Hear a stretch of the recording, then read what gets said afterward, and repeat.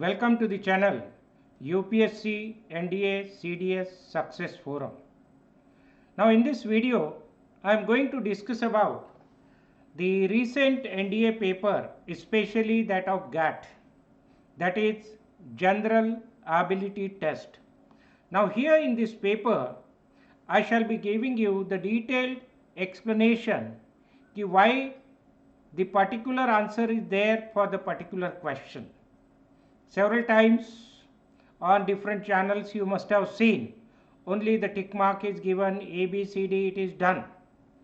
But here you are going to get the perfect analysis of 50 questions of general studies, and this will give you the clear-cut ideas how many questions are correct on your part when you recently appeared for the NDA examination that was held on 10th of April. So let's move to the question and analyze why the question has a particular answer. Now the first question, and these videos are going to be distributed in different parts. There are going to be 5 parts of 50 questions. Each part I shall be discussing say around 10 questions. The first question that was there in your GS paper, the forest of Uttarakhand, Kulu Valley in Himachal Pradesh, Zuku Valley in Nagaland and Manipur were in the news on account of which of the following reasons. Now this was the question which was related to that of your current affairs. Here the correct answer is forest fire. And now why the correct option is forest fire, let's analyze it. Now in 2021, several instances were recorded by the Forest Department related to the fires. January saw the prolonged fires in Uttarakhand, Himachal Pradesh, Kulu Valley, Nagaland, Manipur border, Zuku Valley. The Simlifal National Park in Odisha saw a major fire between February end and early March. Recent fires also include those in Bandhavgarh Forest Reserve in Madhya Pradesh. This also question, it had come in previous NDA examination. And sanctuaries for the Asiatic lion and the great Indian bustard in Gujarat. So the correct option is the forest fire. The next question is, which one of the following is correct in respect of the total number of states and union territories in India? This was a very simple question in GAT paper that was asked by UPSC, and the answer should have been there on the tip of your tongue. And it was a very easy question, that is 28 states and 8 union territories. But till now you are seeing that 29 states or 30 states, whatever it may be. But the correct option is 28 states and 8 union territories. Those who have tick marked this correct option, that currently in India we have got 28 states and 8 union territories. Now why this option is correct? Let's move on to the next.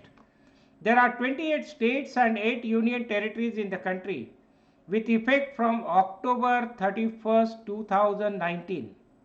Jammu and Kashmir has been officially bifurcated in the union territories of Jammu and Kashmir and Ladakh. That means Jammu and Kashmir will be the union territory and Ladakh will be the another union territory.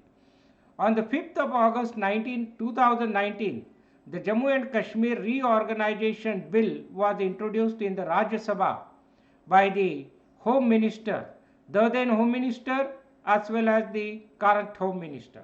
So, presently the Home Minister of India is Amit Shah, and he had introduced the bill in the Parliament, what we call it as the Reorganization Bill.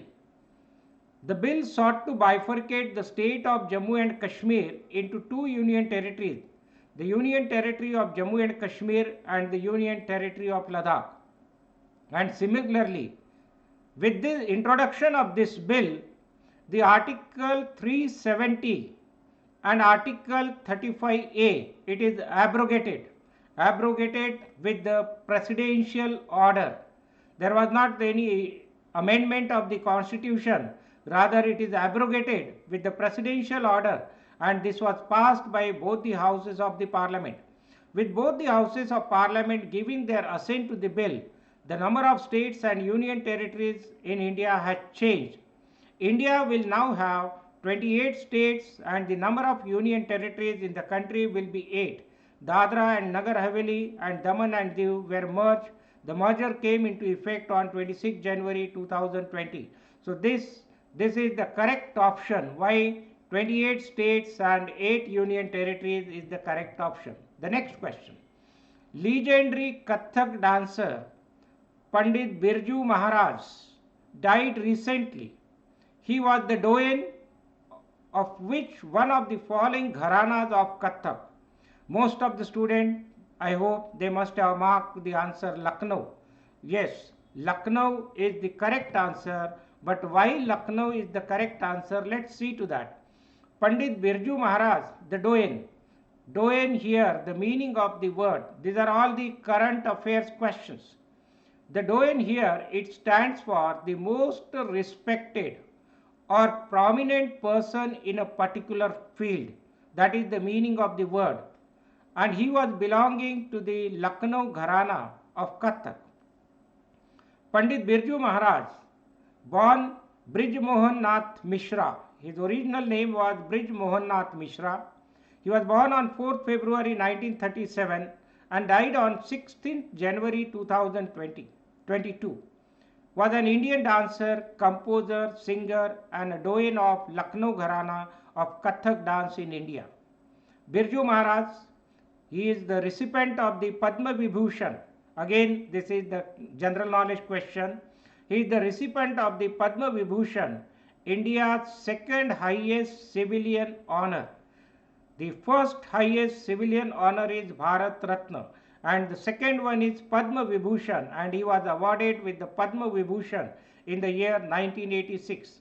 Nand Kishore Kapote, a senior disciple matlab shishya, the follower, a senior disciple of Pandit Birju Maharaj, has compiled a book on the life and art of the popular Indian classical dancer. The name of the book is Nritya Samrat Pandit Birju Maharaj.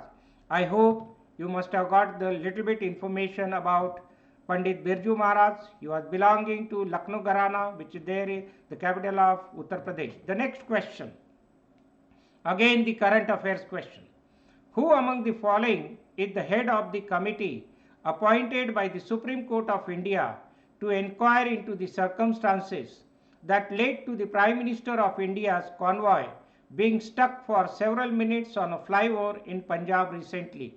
The correct option is Justice Indu Malhotra. Now this was the very burning topic which was there during his campaign in Punjab when the elections were supposed to be held. He had gone there to address the public rally, but all of a sudden a great incident it occurred which was threat to the democracy, and probably it would have caused threat to the life of the Prime Minister. The Supreme Court appointed, now taking the serious cognizance of the incident that took place in Punjab, the Supreme Court had appointed a 5-member committee headed by former Apex Court, Apex here Supreme Court Judge Indu Malhotra, to probe the alleged security breach during Prime Minister Narendra Modi's visit to Punjab. The Prime Minister's convoy was stranded on a flyover allegedly due to the blockade by farmers in Firozpur. This was what I mean to say, the failure of the spy department, the failure of the government machinery. Why suddenly the incident took place? After which he returned from Punjab without attending any event, including a rally. Indu Malhotra is a retired judge and a senior counsel of the Supreme Court of India. She was the second woman to be designated as a senior advocate by the Supreme Court. She was the first woman advocate to be elevated as a judge of the Supreme Court of India directly from the bar, directly from the advocates. The next question is, again, the current affairs question. Who among the following retired from the Test cricket by bagging a wicket on the last ball of his career? A very interesting question. The very interesting questions. Who among the following retired from the Test cricket by bagging a wicket on the last ball of his career? The correct option is Ross Taylor. Now, why the correct option is Ross Taylor? Let's see. Ross Taylor, who was born on 8 March 1984, is a former international cricketer and former captain of the New Zealand national team. Batting predominantly at number 4, when he announced his retirement from the international cricket at the end of 2021, he was the leading run scorer of New Zealand in Test and One-Day international cricket. On 30th December 2021, Taylor announced his retirement from the international cricket at the end of the 2021-22 summer, with his final Test series being against Bangladesh and last One-Day international against the Netherlands and Australia. By finishing with a wicket, Ross Taylor, that means there are other cricketers who are in the line of Ross Taylor. Ross Taylor joined cricket greats like fellow countrymen Richard Hadlee, Australian Glenn McGrath and Sri Lankan Muthaiya Muralitharan to bag a wicket on the last ball of their Test career. These are the another 3 additional questions that you can learn it. The 6th question is, who among the following is appointed as the 10th chairman of the Indian Space Research Organization, ISRO, recently? The correct option is S. Somnath. Now you can tally your answer. What are the answers that you have mentioned? Now let us see something about S. Somnath and the ISRO, that is Indian Space Research Organization. The Indian Space Research Organization is the International Space Agency of India, and the headquarters is located in Bangalore. Bangalore, it is known as the IT city or the IT hub of India. It operates under the Department of Space, which is directly overseen by the Prime Minister of India. ISRO built India's first satellite. Again another question. First satellite was built by ISRO. The name was Aryabhatta, which was launched by the Soviet Union on 19th April 1975. ISRO has the world's largest constellation of remote sensing satellites and operates the 2 satellites navigation system Gagan and Navya. Vikram Sarabhai, additional information for your knowledge. Vikram Sarabhai was the first chairman of ISRO. Sri S. Somnath assumed the charge of Secretary, Department of Space and Chairman, Space Commission on 14th January 2022. You can check your answers. The 7th question, again the current affair questions. According to the Forest Survey Report 2021, area-wise, now listen, area-wise, which one of the following states has the largest forest cover in India? The correct option is Madhya Pradesh. And area-wise, the largest state is Rajasthan. But area-wise, the forest cover is with Madhya Pradesh. Why Madhya Pradesh is designated with the largest forest cover? Area-wise, Madhya Pradesh has the largest forest cover in the country, followed by Arunachal Pradesh, Chhattisgarh, Odisha and Maharashtra. In terms of forest cover as a percentage of total geographical area, the top 5 states are Mizoram, Arunachal Pradesh, Meghalaya, Manipur and Nagaland. Indian State of Forest Report. All these reports are as per the Indian State of Forest Report. And it is published by the Forest Survey of India. And Madhya Pradesh has the largest, it is the largest forest cover in the area in terms of area wise. So you can check your answer. The 8th question. The International Union of Conservation of Nature, which is directly monitored by UNO, has recently categorized the red sanders. Red sanders, it is called as the red sandalwood, Rakta Chandan jise kehte, into endangered category. Now why it is included into endangered category? Let's try to understand it. Red sanders or red sandalwood has fallen back into the endangered category in the International Union for Conservation of Nature's Red List. The species Petrocarpus santiluneus is an Indian endemic tree species with a restricted geographical range in the Eastern Ghats.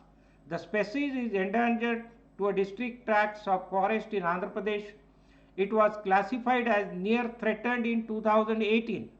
In 2018, it was classified near threatened and now has joined endangered in the list once again in 2021. And the headquarters of this organization, is located in Switzerland, Gland. So this International Union for Conservation of Nature's Red List, the red sandalwood, it is categorized as the endangered,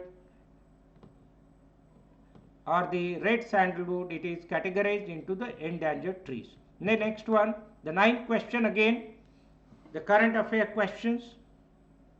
The government of India has decided to observe Veer Bala Divas on. The correct option is 26th December. Correct option is 26th December. But why 26th December is the correct option? Let's analyze it. The Union Home Ministry, now who has categorized it? Union Home Ministry. The Union Home Ministry announced that December 26th will be observed as Veer Bala Divas, as a tribute to the 10th Sikh Guru, Guru Gobind Singh. Now Guru Gobind Singh is considered as the 10th Sikh Guru of the Sikhism. 4 sons who were executed by the Mughals. All his 4 sons, they were executed. A tribute of the grateful nation to the great valor and supreme sacrifice by Sahibzada Zorawar Singh and Sahibzada Fateh Singh in their quest for justice. They were forced to convert themselves into Islam, but they said, no, we will never accept it. And they were tortured and they sacrificed their life for the sake of their Sikhism. Guru Gobind Singh, born as Gobind Rai's son, was the 10th Sikh Guru, a spiritual master, warrior, poet and a philosopher. He is also credited as one of the finalized and enshrined the Guru Granth Sahib as Sikhism, primary scripture and eternal Guru. And thereafter, Guru Gobind Singh had declared that after this there won't be any Gurus in the form of human being for Sikhism. Whatever Gurubani is there, Guru Granth Sahib is there, that will be the Guru for the Sikhism.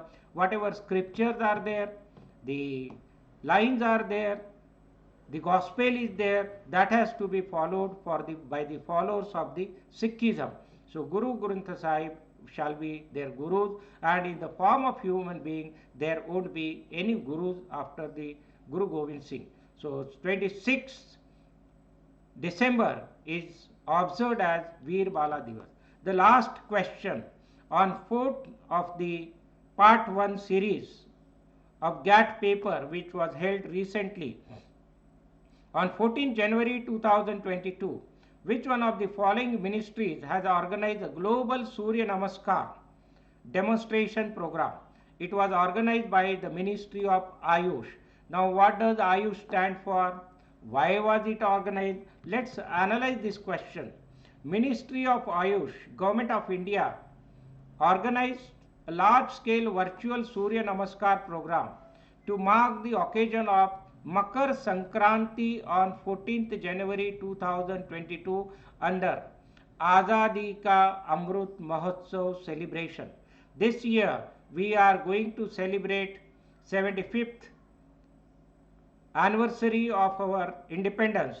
The Ministry of AYUSH was formed on 9th November 2014 with a vision of reviving the profound knowledge of our ancient system of medicine and ensuring the optimal development and propagation of the AYUSH systems of healthcare. AYUSH is a name. Now here you need to understand. Probably you just tick mark the options and you do not know what exactly the AYUSH stand for. AYUSH is a name devised from the names of the alternative healthcare system covered by the ministry, that is Ayurveda, Yoga and Naturopathy, Unani, Siddha and Homeopathy. With this combination of various paths, AYUSH word is formed.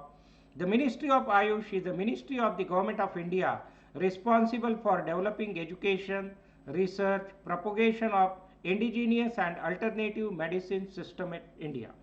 So I hope Now you can analyze where you went wrong as far as the current affairs questions were concerned.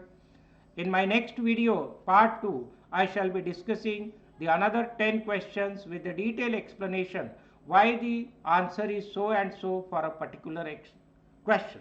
I hope if you like the video, do share it, watch it and analyze your question paper, what you have written as an options for the recent NDA examination that was held as far as GAT paper is concerned on 10th of April. Thanks for watching this video.